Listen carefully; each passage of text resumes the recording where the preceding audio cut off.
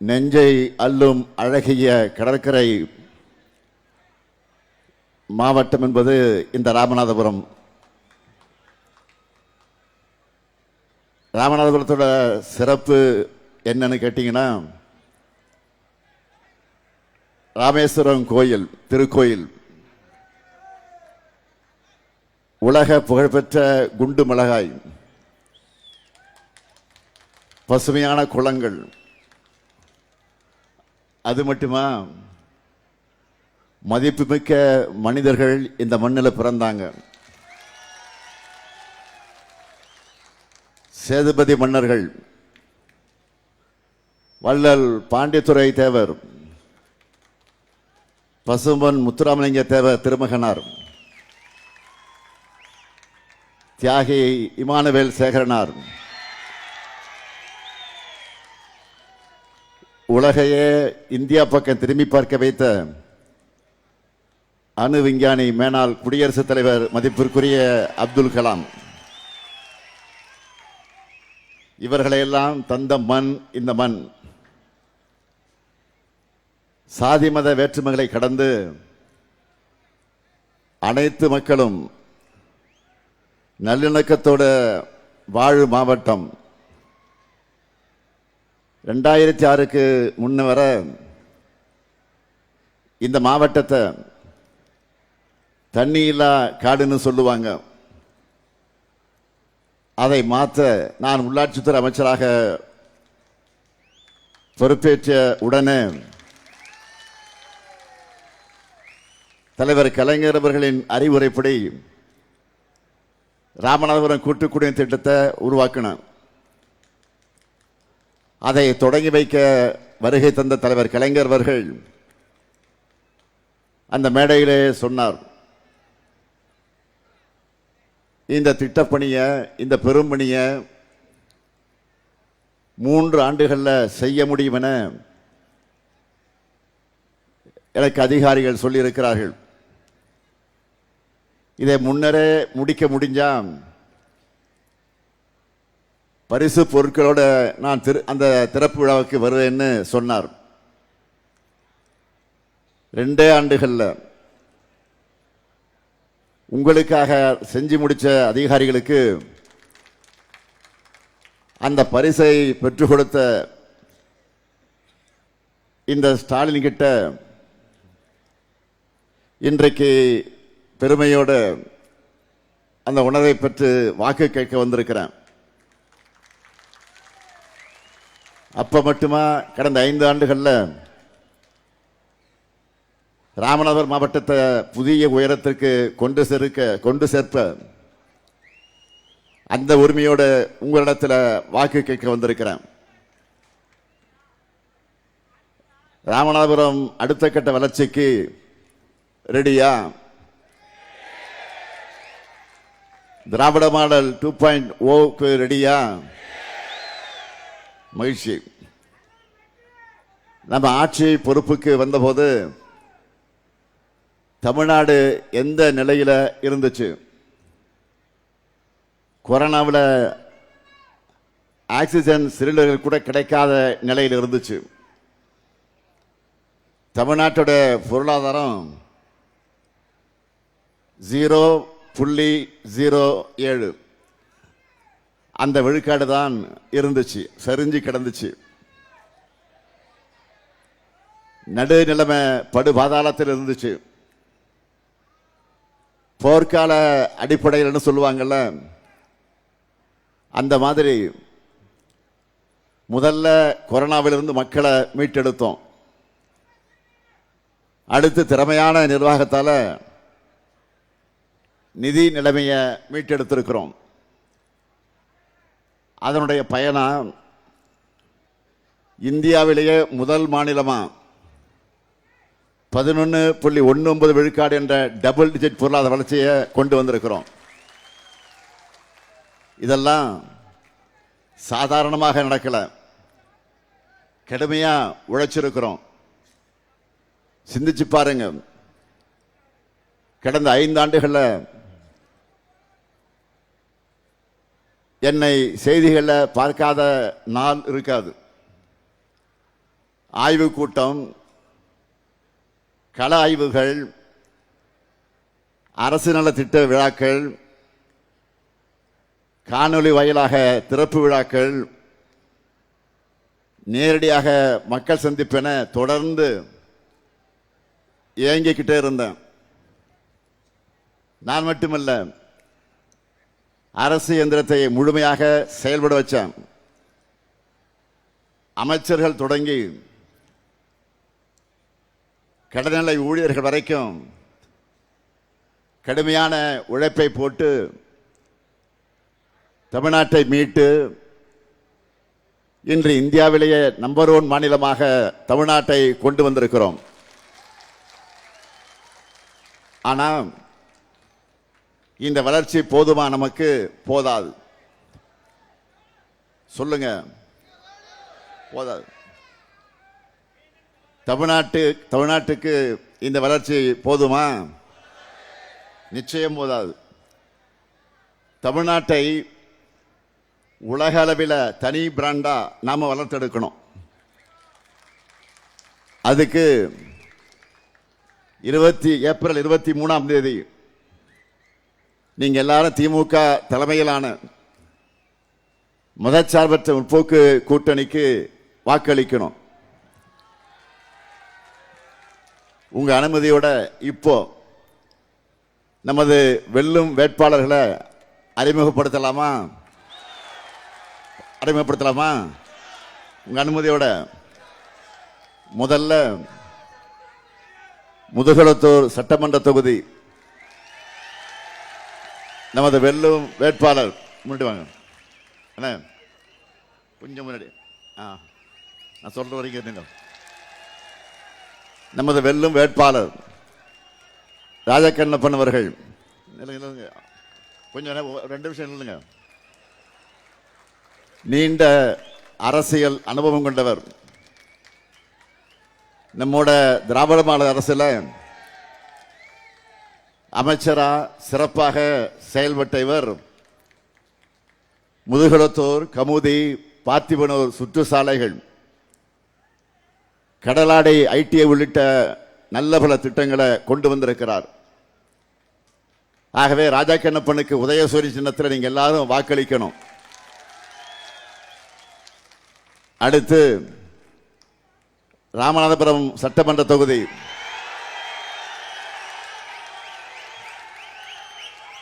நமது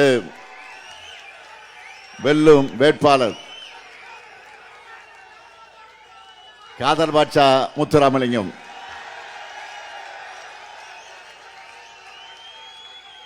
இவருடைய பேரை ராமநாதபுரத்தோட நல்லிணகுடத்தை சொல்லும். ராமநாதபுரத்தோட மாவீரர் காதர் பாட்சா என்ற வெள்ளச்சாமி அவர்கள் மகன். கழகத்தோட மாவட்ட செயலாளர். ஏராளமான நலத்திட்டங்களை செஞ்சு கொடுத்திருக்கக்கூடிய இவரை கடந்த முறை 50,000 வாக்கு வித்தியாசத்தில் வெற்றி பெற வச்சிங்க. அந்த ரெக்கார்டை இந்த முறை முறியடிக்க அவருக்கு நீங்க எல்லாரும் உதயசூரியன் சின்னத்தில் வாக்களிக்கணும். அடுத்து திருவாடனை சட்டமன்ற தொகுதி நமது வெல்லும் வேட்பாளர் காங்கிரஸ் பேரியக்கத்தை சார்ந்த ராம கருமாணிக்கம் அவர்கள். இவருடைய தாத்தா கரியமாணிக்கம், அப்பா KR ராமசாமி ஆகியோருடைய வழித்தடத்தில் வந்திருப்பவர் தான் தம்பி ராம கருமாணிக்கம் அவர்கள். மரியாதைக்குரிய அண்ணன் KR ராமசாமி அவர்கள் 5 முறை மக்கள் அன்பையும் நம்பிக்கையும் பெற்று சட்டமன்றத்தில் ஒழிச்சவர். அப்படிப்பட்டவருடைய அன்பு மகன் ராம கருமாணிக்கத்திற்கு கடந்த முறை எப்படி ஆதரவு தந்தீர்களோ இந்த முறையும் கை சின்னத்தில் நீங்க எல்லாரும் அவருக்கு வாக்களிக்கணும். அடுத்து பரமக்குடி சட்டமன்ற தொகுதி நமது வெல்லும் வேட்பாளர் கே கதிரவன் அவர்கள், வழக்கறிஞர், இளைஞரணியில வளர்ந்தவர், மாவட்ட ஊராட்சி குழு உறுப்பினராக பணியாற்றி செவ்வூர் பகுதியில் 17 கோடி ரூபாய் மதிப்பீட்டில் பாலம் உள்ளிட்ட பல்வேறு கிராமங்களுக்கு அடிப்படை வசதிகளை செஞ்சு கொடுத்தவர். இவருக்கு உதயசூரிய சின்னத்தில் நீங்க எல்லாரும் வாக்களிக்கணும். கடந்த முறை 4 தொகுதியிலும் வெற்றியை கொடுத்தீங்க. இந்த முறையும் 100% வெற்றியை கொடுப்பீங்களா? கடந்த முறையை விட அதிகமான வாக்கு வித்தியாசத்தில் வெற்றியை தருவீங்களா? உறுதியா? நிச்சயமா? அப்புறம் நாங்க உறுதியாயிடுச்சு, உட்காருங்க.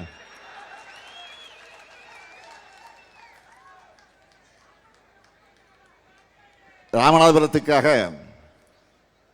திராவிட முன்னேற்ற கழகம் செஞ்சிருக்கக்கூடிய சாதனைகள்ல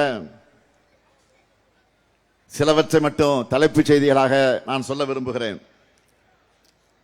1974ஆம் ஆண்டு தலைவர் கலைஞர் அவர்கள் தொடங்கின தமிழ்நாடு உப்பு கழகம் பார்த்திபனூர்ல மதகு அணை,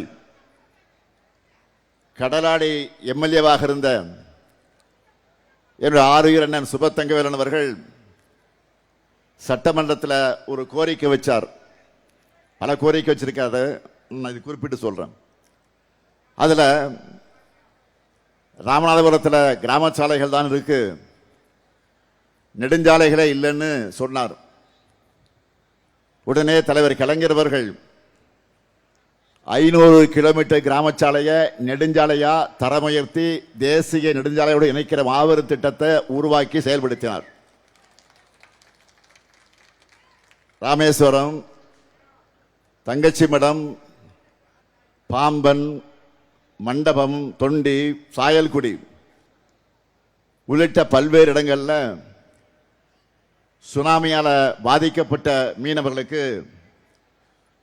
5000 சுனாமி குடியிருப்புகளை கட்டி கொடுத்தோம். இப்படி சொல்லிக்கிட்டே போகலாம். இதோட தொடர்ச்சியாக தான் நம்ம திராவிட மாடல் அரசுல மீண்டும் 2819 கோடி ரூபாய் மதிப்பீட்டில் சிறப்பு குடிநீர் திட்டம், தேவர் திருமகனார் நினைவிடத்தில் 3 கோடி ரூபாய் மதிப்பீட்டில் மண்டபம், ராமநாத சுவாமி கோவில்ல 99 கோடி ரூபாய் மதிப்பீட்டில் சீரமைப்பு பணிகள், கோயில் பணியாளர்களுக்கு 9 கோடி ரூபாய் மதிப்பீட்டில் குடியிருப்புகள், தியாகி இமானுவேல் சேகரனாருக்கு சிலையுடன் கூடிய அரங்கம், ராமேஸ்வரத்தில் அரசு மருத்துவமனை கட்டடம், கீழக்கரையில் அரசு மருத்துவமனை கட்டடம், ராமநாதபுரத்தில் புதிய பேருந்து நிலையம், தனுஷ்கோடி சுற்றுலா தலம் மேம்பாடு, அரியமான் கடற்கரையில் சாகச சுற்றுலா மையம் அமைக்க ஏற்பாடு, ராமநாதபுரத்தில் அறிவுசார் மையம், பிறப்பு வலசையில் ஒலிம்பிக் நீர் விளையாட்டு அகாடமி, ராமேஸ்வரம், பாம்பன், மண்டபம், துறைமுகங்களில் மீன் இறங்கு தளம், விற்பனை கூடம், தூண்டில் விளைவுகள், நெடுஞ்சாலைத்துறை சார்பில் 219 பணிகள், 154 புதிய கட்டடங்கள், நகராட்சி நிர்வாகத்துறை சார்பில் 231 பணிகள், 22 மினி பேருந்துகள், திருவாடனை அணைக்கட்டு, 90 கூட்டுறவு சங்கங்களுக்கு பால் தர பரிசோதனை கருவிகள்னு ஏராளமான பணிகள் செய்யப்பட்டிருக்கு. சுருக்கமா புள்ளி விபரமா சொல்லணும்னா, நம்ம திராவிட மாடல் ஆட்சியில் 3250 கோடி ரூபாய் மதிப்பில் 46,770 திட்ட வளர்ச்சி பணிகள் நடந்திருக்கு. 12,105 கோடி ரூபாய்க்கான நிதி நலத்திட்ட உதவிகள் வழங்கப்பட்டிருக்கு. இது மட்டும் இல்ல, இங்க மீனவ சொந்தங்கள் நிறைய பேர் இருக்கீங்க, வந்திருக்கிறீங்க.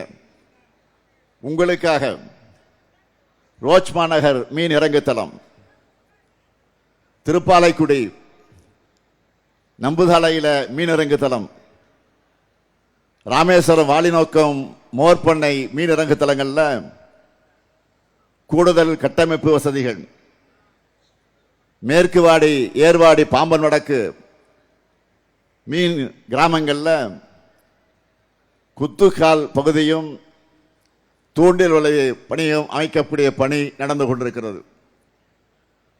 தங்கச்சி மடம் மீன் இறங்கு தளத்தை மேம்படுத்துகிற பணிக்கு அடிக்கல் நாட்டி இருக்கிறேன்.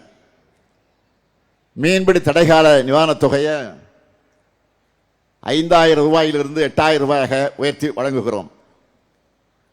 மீனவர்களுக்காக வீடு கட்டும் திட்டத்தில் 1096 மீனவர்களுக்கு வீட்டுமனை பட்டா வழங்கியிருக்கிறோம்.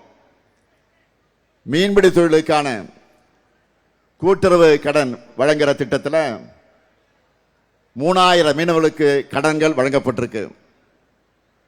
நாட்டுப்படகு மீனவர்களுக்கு 40 விழுக்காடு மானியத்தில் இயந்திரங்கள் வழங்கப்பட்டிருக்கு. விசைப்படகு மீனவர்களுக்கான மானிய விலை டீசலை 18,000 லிட்டர்ல இருந்து 19,000 லிட்டராகவும், நாட்டுப்படகுகளுக்கு 4,000 லிட்டர்ல இருந்து 4,400 லிட்டராகவும் உயர்த்தி வழங்கிக்கிட்டு இருக்கிறோம். மீனவ சங்கத்திலிருந்து வந்த சகோதரர்கள் இன்று காலை என்னை நேரில் சந்தித்து நன்றி தெரிவித்தார்கள். நான் என்ன சொன்னேன் என்றால், உங்க முகங்களை பார்த்த மகிழ்ச்சி தான் நம்முடைய ஆட்சியுடைய சாதனைகளுக்கெல்லாம் சாட்சியாக அமைந்திருக்கிறது. இந்த ராமநாதபுரத்தில் மட்டும் இல்ல, வல்லுவமனை இருக்கிற கன்னியாகுமரியிலிருந்து ஆரம்பிச்சு தலைநகர் சென்னை வரைக்கும் ஒவ்வொரு மாவட்டத்திலையும் என்னென்ன சாதனைகளை செய்கிறோம் என்று இந்த புள்ளி விவரங்களை எல்லாம் இங்கே முன்னால் நின்று கொண்டிருக்கக்கூடிய இந்த ஸ்டாலின் இப்போ சொல்ல போறேன், இப்போ சொல்லிக்கிட்டு இருக்கிறேன். ஆனால் நான் கேட்கிற ஒரே கேள்வி, இப்படி ஒரு நாள் பழனிசாமி என்றைக்காவது பேசி இருக்கிறாரா? அவர் என்ன பண்ணிட்டு இருக்கிறாரு? மறைந்த தலைவர்களை, நம்முடைய நெஞ்சமெல்லாம் வாழ்ந்திருக்கக்கூடிய தலைவர்களை கொச்சைப்படுத்தி பேசுகிறார். அடுத்தவருடைய மரணத்தை எதிர்பார்த்து பேசுறது அவருடைய கடமையாக இருக்கு. பெண்களை கண்ணியம் இல்லாம பேசுறது, அதை இப்போ தொடர்ந்து செஞ்சுக்கிட்டு இருக்கிறார். வாய்க்கொழுப்பெடுத்து சாக்கடைக்கு சரிசமமா வந்து விடுகிற அவருடைய வார்த்தைகளுக்கு பாடம் புகட்ட போகக்கூடிய நாள் தான் ஏப்ரல் 23. மறந்துடாதீங்க. கொள்கையற்ற அடிமை கூட்டத்தை, சுயநலத்துக்காக தமிழ்நாட்டை அடகு வைக்கக்கூடிய வகையில் ஒன்று சேர்ந்திருக்கிற தோகோ கூட்டத்தை மக்கள் நீங்கள் விரட்டி அடிக்கணும். சாதனைகளால தமிழ்நாட்டை உயர்த்தி இருக்கக்கூடிய திராவிட மாடல் அரசை மீண்டும் ஆட்சியில நீங்கள் அமர்த்தணும். ஏன்னா திராவிட மாடலோட திட்டங்கள் என்பது வரலாற்றில் நிற்கிற திட்டங்கள் மட்டும் இல்ல, புது வரலாற்றை படைக்கக்கூடிய திட்டங்கள். வெறும் புள்ளி விவரங்கள் இல்ல, கோடிக்கணக்கான தமிழ் மக்களுடைய புன்னகையால எழுதப்பட்டிருக்கக்கூடிய சாதனை சரித்திரம் தான் திராவிட மாடல். முதலமைச்சரான முதல் நாள் நான் போட்ட முதல் கையெழுத்து மகளிர் முன்னேற்றத்திற்கான மாபெரும் படிக்கட்டாக அமைஞ்ச விடியல் பயண திட்டம். நம்ம அரசு பொறுப்பேற்ற 1800 நாட்கள்ல 935 கோடிக்கும் அதிகமான பயணங்களை மகளிர் மேற்கொண்டிருக்கிறாங்க. ஊரெல்லாம் சுத்தி பூ காய்கறி வித்து 5000 ரூபாய் சம்பாதிச்சா அதுல 1000 ரூபாய் பஸ்ஸுக்கே போயிடுதுன்னு கவலைப்பட்டு வேதனையோடு இருந்த பல சகோதரிகள் இந்த விடியல் பயணத்தால பயணிக்கும் ஒவ்வொரு நாளும் இந்த ஸ்டாலினை நிச்சயமாக நினைப்பாங்க. பக்கத்து டவுனுக்கு வேலைக்கு போகிற சகோதரிகள் இந்த ஸ்டாலினுக்கு தேங்க்ஸ் சொல்லுவாங்க. 2-3 ஊர் தள்ளி இருக்கக்கூடிய அப்பா அம்மாவையும் உறவினர்களையும் அடிக்கடி பார்க்க தவிச்சுக் கொண்டிருந்த பெண்கள் நினைச்ச உடனே பஸ்ல ஏறி போய் அவங்க அப்பா அம்மாவை பார்க்கும்போது நிச்சயமாக இந்த அண்ணனை நினைப்பாங்க. இப்படி மகளிர் வாழ்வோட ஒரு அங்கமாகிவிட்ட விடியல் பயணத்துக்கான பேருந்துகளை விரைவில் அமைய போகிற திராவிட மாடல் 2.0 ஆட்சியில் அதிகரிக்க போகிறோம். இது மட்டுமா, 1,31,00,000 மகளிருக்கு ஒவ்வொரு மாதமும் 1000 ரூபாய் வழங்கிக் கொண்டிருக்கக்கூடிய கலைஞர் மகளிர் உரிமை திட்டம். இனி உங்களுடைய உரிமை தொகை எவ்வளவு? மகளிர் சொல்லட்டும், எவ்வளவு? 2000 ரூபாயாக உயரப்போகுது. அடுத்து அரசு பள்ளியில் படிச்சு காலேஜ் போற மாணவ மாணவிகளுக்கு மாதம் 1000 ரூபாய் வழங்குகிற புதுமை பெண் மற்றும் தமிழ் புதல்வன் திட்டம். இனி அந்த தொகை 1500 ரூபாயாக உயரப்போகுது. 19 லட்சம் பள்ளி மாணவர்களுக்கு சூடா சுவையா சத்தான உணவை வழங்குகிற காலை உணவு திட்டம். இனி 8ஆம் வகுப்பு, முன்பு இதுவரை 5ஆம் வகுப்பு, ஆனால் வரக்கூடிய ஆட்சியில் 8ஆம் வகுப்பு வரைக்கும் விரிவாக்க செய்ய போறோம். அதே மாதிரி பல லட்சம் உயிர்களை காக்கக்கூடிய மக்களை தேடி மருத்துவம், விபத்தில் சிக்கி உயிருக்கு போராடின ஆயிரக்கணக்கான உயிர்களையும் குடும்பங்களையும் காப்பாற்றிய இன்னுயிர் காப்போம் நம்மை காக்கு 48, பாதம் பாதுகாப்போம் இதயம் காப்போம் சிறுநீரக பாதுகாப்பு திட்டம். ஒன்றிய அரசு பின்பற்ற போறதா சொல்லி இருக்கக்கூடிய தோழி விடுதி, ஸ்டார்ட் அப் தமிழ்நாடு, அண்ணல் அம்பேத்கர் தொழில் முன்னோடிகள் திட்டம், கலைஞர் கனவு இல்லம், இப்படி நாள் முழுக்க என்னால பட்டியல் போட முடியும். 2021 திராவிட மாடல் ஆட்சிக்காக உங்களுடைய ஆதரவை கேட்டபோது நான் சொன்னேன், அடுத்த 10 ஆண்டுகளுக்கான தொலைநோக்கு பார்வையை உறுதிமொழிகளாக கொடுத்துட்டு தான் வாக்கு கேட்டேன். அந்த அடிப்படையில் திராவிட மாடல் ஆட்சி என்பது 2.0 ஆட்சியில் அடைய இருக்கக்கூடிய புதிய உயரங்களுக்கான அடித்தளம். அதுக்கான செயல் திட்டமாகத்தான் நம்ம சூப்பர் ஸ்டாரை களமிறக்கி இருக்கிறோம். இந்த தேர்தலுடைய சூப்பர் ஸ்டார் யாரு? பாட்டு இருக்கு, சூப்பர் ஸ்டார் யாருன்னு கேட்டா சின்ன குழந்தைகள் அது மாதிரி தேர்தல் அறிக்கை சொல்லும். நம்முடைய தேர்தல் அறிக்கை சூப்பர் ஸ்டார் என்ன சொல்றாரு? 8000 ரூபாய் கூப்பன் வழங்க போறோம். யாருக்கு? இல்லத்தரசிகளுக்கு. மகிழ்ச்சி தானே? சொல்லுங்க, மகிழ்ச்சி தானே? இப்பவே வீட்டுக்கு வீடு என்ன டிஸ்கஷன் தெரியுமா?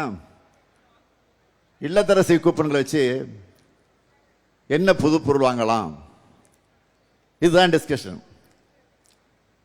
இந்த கூப்பனை வச்சு உங்களுக்கு தேவைப்படக்கூடிய வீட்டு உபயோக பொருள் புதுசாகவும் வாங்கிக்கலாம். இல்லைன்னா பழைய பொருளை எக்ஸ்சேஞ்ச் பண்ணி புது பொருளையும் வாங்கிக்கலாம். எல்லாமே உங்க சாய்ஸ் தான். உங்க வீட்டுக்காரெல்லாம் கேட்காதீங்க. ஏதாவது பிரச்சனை பண்ணா அண்ணன் சொல்லுங்க, நான் இருக்கேன். உங்களுக்கு பிடிச்ச கடையில் உங்களுக்கு பிடிச்ச பிராண்டை நீங்க வாங்கிக்கலாம். அடுத்து 20 லட்சத்துக்கு அதிகமான உழவர்கள் பயன்பெறக்கூடிய வகையில் நவீன மின்சார பம்பு செட்டுகள் வழங்க போறோம். உயர்கல்வி முடிச்சிருக்கக்கூடிய 5 லட்சம் இளைஞர்கள் வேலைவாய்ப்பு பெறக்கூடிய வகையில் நான் முதல்வன் திட்டத்தில் 1500 ரூபாய் உதவித்தொகையோட 6 மாசம் பயிற்சி வழங்க போறோம். பால் கொள்முதல் விலை லிட்டர் ஒன்றுக்கு 5 ரூபாய் உயர்த்தி வழங்கப்படும். முதியோர் உதவித்தொகை 1200 ரூபாயிலிருந்து 2000 ரூபாயாக உயர்த்தப்படும். மாற்றுத் திறனாளிகளுக்கான உதவித்தொகை 1500 ரூபாயிலிருந்து 2500 ரூபாயாக உயர்த்தப்படும். 2030ஆம் ஆண்டிற்குள்ள மாவட்ட மற்றும் வட்ட அளவிலான அரசு மருத்துவமனைகளில் டயாலிசிஸ் சிகிச்சைக்கான கருவிகள் 2 மடங்காக்கப்படும். கலைஞர் கனவு இல்ல திட்டம் உள்ளிட்ட வீடற்ற ஏழைகளுக்கு அடுத்த 5 வருஷத்துல 10 லட்சம் வீடுகள் கட்டித்தரப்படும். மீனவர்களுடைய வாழ்வாதாரத்தை உயர்த்த கடலோர பகுதிகளில் சிப்காட் நீல பொருளாதார பூங்காக்கள் உருவாக்கப்படும். மீன் ஏற்றுமதியை அதிகரித்திட சிறப்பு திட்டம் உருவாக்கப்படும். மீன்பிடி துறைமுகங்கள் மற்றும் மீன் இறங்கு தளங்களை முழுமையாக பயன்படுத்தி மீனவர்கள் தங்களுடைய வருவாயை பெருக்குவதற்கு தேவையான நவீன உட்கட்டமைப்பு வசதிகள் ஏற்படுத்தப்படும். கடற்பாசி வளர்ப்பு ஊக்குவிக்கப்படும். நவீன வசதிகளுடன் கூடிய மீன் விற்பனை அங்காடிகள் முக்கியமான நகரங்களில் உருவாக்கப்படும். மீன் மற்றும் கருவாடு சில்லறை விற்பனை, கடற்பாசி வளர்ப்பு ஆகிய சிறு தொழில்களில் ஈடுபட்டிருக்கக்கூடிய பெண்கள் அவங்களுக்கு அடையாள அட்டை வழங்கப்படும். மீனவருடைய துயரை துடைக்க இந்தியா இலங்கை ஒப்பந்தம் மீளாய்வு செய்யப்பட்டு கச்சத்தீவை மீட்க தொடர்ந்து ஒன்றிய அரசை வலியுறுத்துவோம். ராமநாதபுரம் அரசு மருத்துவக் கல்லூரி மருத்துவமனையிலேயே புற்றுநோய்க்கான நவீன சிகிச்சை வசதிகள் ஏற்படுத்தப்படும். இப்படி நம்ம சூப்பர் ஸ்டார்ல ஏராளமான வாக்குறுதிகள் இருக்கு. இந்த ஸ்டாலின் சொன்னதை செய்வான். நான் கலைஞருடைய மகன், சொன்னதை உறுதியாக செய்வேன், சொல்லாம அதிரடியாகவும் செய்வேன். அதனாலதான் வடக்கு வாழ்கிறது தெற்கு தேய்கிறதுன்னு இருந்த நிலையை மாத்தி தெற்கு தான் வழிகாட்டுது என்ற நிலையை திராவிட மாடல் உருவாக்கி இருக்கிறோம். அப்படி வழிகாட்டக்கூடிய தெற்கை வஞ்சிக்கிற செயல்ல தான் ஒன்றிய பாஜக அரசு இறங்கி இருக்கு. மகளிருக்கு இடஒதுக்கீடு கொடுக்கிறோம் என்பதை காரணமாக காட்டி ஒன்றியத்தில் தமிழ்நாட்டோட பிரதிநிதித்துவத்தை குறைக்க பார்க்கிறாங்க. மக்கள் தொகையை கட்டுப்படுத்தி நாட்டோட வளர்ச்சிக்கு துணை நின்ற தமிழ்நாடு உள்ளிட்ட மாநிலங்களை தண்டிக்க பார்க்கிறாங்க. இதை இந்தியாவில் இருக்கிற அத்தனை ஜனநாயக இயக்கங்களும் எதிர்க்க போறோம். இந்த அநியாயத்தை எல்லாம் எதிர்த்து கேள்வி கேட்கிற துணிச்சல் பழனிசாமிக்கு இருக்கா? மற்றதுக்கெல்லாம் வாய்க்கிழியே பேசுற பழனிசாமி பாஜக அட்டுழியங்களை எதிர்த்து கேள்வி கேட்க சொன்னா மட்டும் சைலண்ட் மோடுக்கு போயிடுறார். மோடியையும் அமித்ஷாவை எதிர்த்து பேசணும்னா பயத்திலேயே சுவிட்ச் ஆஃப் ஆயிடுது, ஆஃப் ஆகப்படுத்துறாரு. அவர் எதற்காக பிரச்சாரத்துக்கு போறார் தெரியுமா? இப்படிப்பட்ட ஒரு அடிமை உலகத்திலே யாரும் பார்த்ததில்லை என்ற கிண்ண சாதனையை படைக்கத்தான் பிரச்சாரம் பண்றாரு. இவருடைய ஓனர் யாரு? பாஜக. யாரு இவருடைய ஓனர்? யாரு? பாஜக. இங்க மீனவ சொந்தங்கள் வந்திருப்பீங்க. உக்ரைன் போரை நிறுத்திட்டேன், அமெரிக்காவே அலறவிட்டேன் என்று சொல்லிக் கொண்டிருக்கக்கூடிய விஸ்வகுரு மோடி அவர்கள் அண்டை நாடான இலங்கை கிட்ட பேச சொன்னா மௌன குருவா ஆகிறார். பார்க்கிறோமா இல்லையா? தட்டி கேட்க முடியலன்னு சொல்றதை விட தமிழ்நாட்டு மீனவர்கள் தானே என்ற காலத்தால் தட்டி கேட்காம இருக்காருன்னு தான் சொல்லணும். நம்ம தமிழ்நாட்டு மீனவர்களை இந்திய மீனவர்களாக நினைச்சிருந்தா இப்படி அல்லல்பட விட்டிருப்பாரா? கச்சத்தீவு மற்றும் மீனவர்கள் பாதுகாப்பு தொடர்பா தமிழ்நாடு அரசு சார்பாக சட்டமன்றம் தீர்மானத்தை நிறைவேற்றி கோரிக்கையை அனுப்பி வச்சிருக்கிறோம். இதுவரை ஒன்றிய பாஜக அரசு எடுத்த நடவடிக்கை என்ன? எதுவும் இல்லை. இதுதான் நாம கேட்கிற கேள்வி. பாஜகவுக்கு தமிழ்நாட்டு மேல வர திடீர் அக்கறை என்பது வெறும் அரசியல் ஸ்டண்ட் மட்டும்தான். அவங்க செய்யறது அதை தந்திரமும் இல்லை, இரட்டை வேடை தந்திரம். அண்மையில் சென்னையிலே ஓய்வு பெற்ற நீதியரசர் ஹரி பரந்தாமன் அவர்கள் ஜீரோ பிஜேபி என்ற இயக்கத்தை தொடங்கி இருக்கிறார்.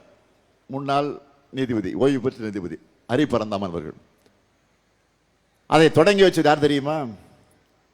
பிரகால பிரபாகர். யார் தெரியுமா? ஒன்றிய நிதியமைச்சராக இருக்கிறாங்க பாருங்க. இப்போ யாரு?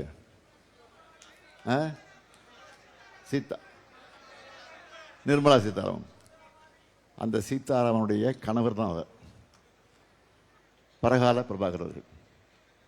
அவர் என்ன சொல்றாருன்னா, தமிழ்நாட்டு தேர்தல் நாட்டுக்கே முக்கியமான தேர்தல். பாஜகவுக்கு விழுகிற ஒவ்வொரு வாக்கும் இந்திய அரசியலமைப்பு சட்டம் போற்றி பாதுகாக்கக்கூடிய உயர்ந்த விழுமியங்கள் மீது விடக்கூடிய மரண அடி. அது மட்டும் இல்ல, மத நல்லிணக்கம், மொழி நல்லிணக்கம், மாநிலங்களுக்கான அந்த இடையில இருக்கக்கூடிய நல்லிணக்கம் ஆகியவற்றுக்கு விடக்கூடிய மரண அடி.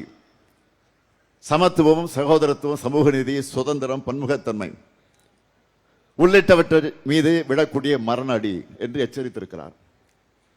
நாம என்ன மொழி பேசணும், நாம என்ன படிக்கணும், நாம என்ன உடுத்தணும், முடிவு செய்கிற பாஜகவை தமிழ்நாட்டுக்குள்ள அனுமதிக்க கூடாதுன்னு பிரகால பிரபாகர் அவர்கள் தமிழ்நாட்டு மக்களுக்கு வேண்டுகோள் விடுத்திருக்கிறார்.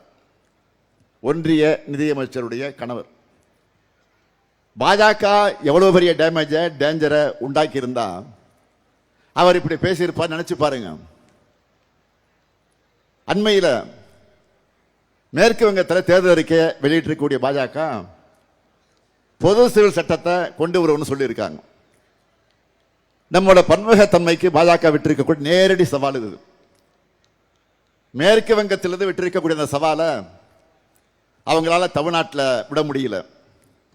ஏன்னா தமிழ்நாட்டை பாதுகாத்துட்டு இருக்கிறது திராவிட பெருஞ்சுவர்.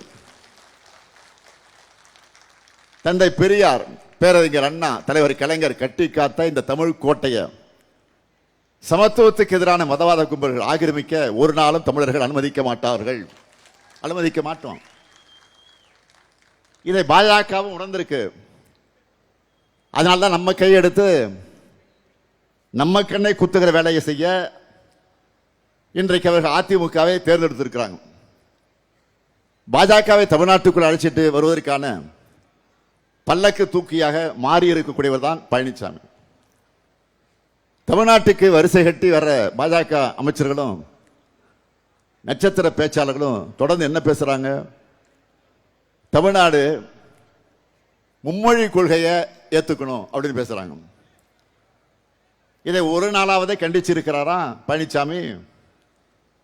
மும்மொழி கொள்கை மட்டும் இல்ல, இந்திய ஒன்றியத்தில் தமிழ்நாட்டோட பிரதிநிதித்துவத்துக்கு ஆபத்தான் தொகுதி சீரமைப்பு திட்டம் தலைக்கு மேல கத்தியா தொங்கிக்கிட்டு இருக்கு. இதை கண்டிச்சு தமிழ்நாட்டுடைய உரிமைக்காக ஒரு வார்த்தையாவது பழனிசாமி பேசியிருக்கிறாரா? பொது சிவில் சட்டம், அது குறித்து பழனிசாமியுடைய நிலைப்பாடு என்ன? 3 வேளாண் சட்டங்களை ஆதரித்து பெரிய அட்டார்னி ஜெனரல் மாதிரி லா பாயிண்ட் எல்லாம் பேசிட்டு இருக்காரு. பொது சிவில் சட்டம் பற்றி கருத்து சொல்வாரா பழனிசாமி அவர்கள? காலில் விழுந்து விழுந்து கால்களை வாரிவிட்ட நீங்க இப்ப சொந்த மக்களுக்கே குழிபறிச்சு துரோகம் பண்றீங்க. இதுதான் பழனிசாமி செய்யக்கூடிய பச்சை துரோகம். பழனிசாமி தமிழ்நாட்டை ஆட்சி செய்த 4 ஆண்டுகள் என்பது ஊழல்களும் மக்கள் விரோத நடவடிக்கை நிறைந்த 2 ஆட்சி காலம். சுருக்கமா சொல்லணும்னா அவருடைய ஆட்சியின் அடையாளங்கள் என்ன? பொல்லாத ஆட்சிக்கு பொள்ளாட்சிய சாட்சி, துப்பு கெட்ட ஆட்சிக்கு தூத்துக்குடிய சாட்சி, கொடூரமான ஆட்சிக்கு கொடநாடைய சாட்சி, கேடுகட்ட ஆட்சிக்கு சாத்தான்குளமே சாட்சி. எல்லாமே நெகட்டிவா தான் இருக்கு. தவறுக்கு மேல் தவறுகள் செஞ்ச பழனிசாமி தன்னுடைய தவறுகளிலிருந்து தப்பிக்க சரண்டர் ஆன இடம்தான் பாஜகவுடைய வாஷிங் மிஷின். தன்னுடைய தவறுகளிலிருந்து தப்பிக்க அவர் கொடுத்த விலைதான் தமிழ்நாட்டுடைய உரிமைகள். அதிமுகவுக்கு விழுகிற ஒவ்வொரு வாக்கும் பாஜகவுக்கு விழுகிற வாக்குகள். தனி மனிதர்களை விட நமக்கு தமிழ்நாடு தான் பெருசு.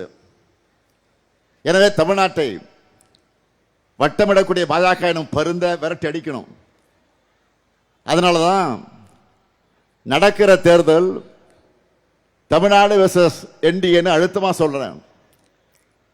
தமிழ்நாட்டுக்கு துரோகம் செய்யக்கூடிய 10 தோல்வி பழனிசாமிக்கு 11வது தோல்வியை கொடுத்து விரட்டணும். டபுள் இன்ஜின் டப்பா இன்ஜின் சொல்லிக்கிட்டு இருக்கிற டெல்லியோட ரிமோட் கண்ட்ரோலுக்கு அடிமைகள் தமிழ்நாட்டில் ஆளக்கூடாது. நேற்று ஐபிஎல் மேட்ச் பார்த்துருப்பீங்கன்னு நினைக்கிறேன். நேற்று நான் காரில் புதுக்கோட்டையிலிருந்து திருப்பத்தூர் போகும்போது ஐபேடை வச்சுக்கிட்டு மேட்ச் பார்த்தேன். என்ன ஆச்சு ரிசல்ட் தெரியுமா உங்களுக்கு? டெல்லி தோத்துருச்சா? சென்னை நீ வச்சு பெற்றுச்சா? அதுக்கும் அதே போல இந்த தேர்தலை வெற்றி பெற போவது யாரு? டெல்லி அணியா தமிழ்நாடு அணியா? டெல்லி அணியா தமிழ்நாடு அணியா? சத்தமா நல்லா புரிஞ்சுக்குங்க, நல்லா புரிஞ்சுக்குங்க. நாம போராடுறது ஏதோ திமுகவுடைய வெற்றிக்காக மட்டும் இல்ல, கூட்டணி கட்சியுடைய வெற்றிக்காக மட்டும் இல்ல, ஒட்டுமொத்த தமிழ்நாட்டினுடைய வெற்றிக்காக. மறந்துடாதீங்க.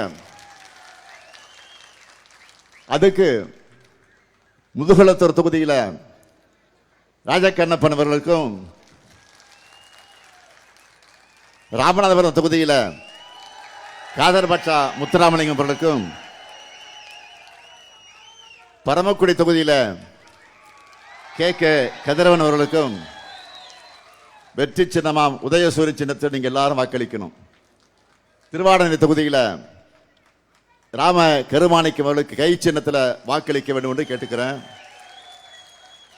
அடுத்து அமைய உள்ள நம்ம திராவிட மாடல் 2.2 ஆட்சியில் எங்க சாதனைகளை நாங்களே முறியடிப்போம். இது உங்க ஸ்டாலினுடைய கேரண்டி. நல்லாட்சி தொடர்ந்திட ஆதரிப்பில் மதச்சார்பற்ற முற்போக்கு கூட்டணி வேட்பாளர்கள். வெல்வோம் ஒன்றாக, வெல்வோம் ஒன்றாக, வெல்வோம் ஒன்றாக. நன்றி, வணக்கம்.